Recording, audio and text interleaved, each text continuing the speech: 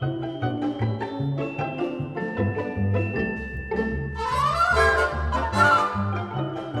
to look a lot like Christmas. What day is it? Do you know, I honestly don't know. Do you know, or even care? Oof, it's been a whole month now.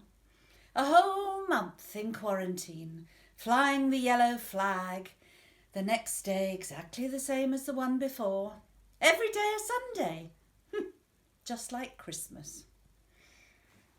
It's a good excuse for my first sherry of the morning. Between you and me, the only thing that gets me through the whole festive cooking ritual is a large glass, a schooner, of the finest that Jerez has to offer. Ooh, none of that sickly sweet stuff that's only good for trifles. No, it has to be crisp, bone dry, and icy cold. Manzanilla. Oh, you can just hear the castanets click the moment you take your first lip-tinkling sip. And you can guarantee by the time the roasties are in, I shall be on my second glass. Cheers. I'm considered one of the old and vulnerable group. Well, I don't see myself as old, and I've certainly never been vulnerable in my life. Well, except maybe the time when I told the young man on the bus, whose headphones were blaring out this ghastly tinny sound, to turn it down. Well, honestly, the mouthful he gave me, it was quite intimidating. Oh, in my day, you never had any of this Insta-What's-It or Bookface or whatever it's called. And I thought that an app was the 40 winks you had after lunch. This locked in or locked down is getting very boring. We're commanded to stay inside, and now we even have a special time to go shopping with all the other old folk at 8 o'clock in the morning. But don't they know that one of the pleasures of being retired is that you don't have to get up at silly o'clock? No, end of the morning would be far more civilised. Well, that would give one time to find a nice bottle of something for lunch.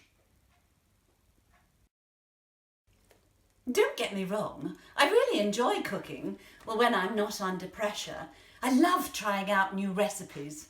Well, I've spent a lifetime cutting them out of magazines, and I always collect those cards they give you at the supermarket. Well, now's been a good time to sort out all those books and boxes, not to mention the drawers full of paperwork that I've managed to accumulate. I came across a recipe for a fish stew, a sort of cheats bouillabaisse. Well, I realised that I had all the ingredients I needed in my freezer and cupboard, apart from fennel. You know, that bulb that looks like a short, dumpy, fat celery with sort of green frondy bits.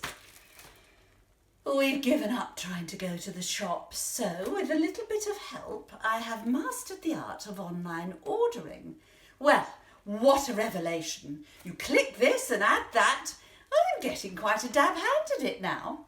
So, I decided to add fennel to my next list due for delivery. And when it came and I unpacked it, you're never going to believe this. There was no sign of my fennel. Well, it seems that the good folks over at Mission Control who do the shopping had decided to make a substitute. A swede. Yes, really, a swede. Oh, horrible vegetable. Reminds one of school dinners. So, it looks as though I shall not be doing my fish stew after all.